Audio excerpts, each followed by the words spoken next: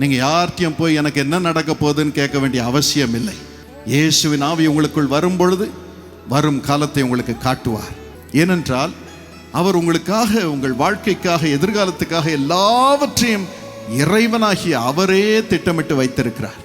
அந்த திட்டங்கள் நிறைவேற வேண்டும் என்றுதான் இயேசு தம் இரத்தத்தை சிந்தி பலியாக அவரை ஒப்பு கொடுத்திருக்கிறார்.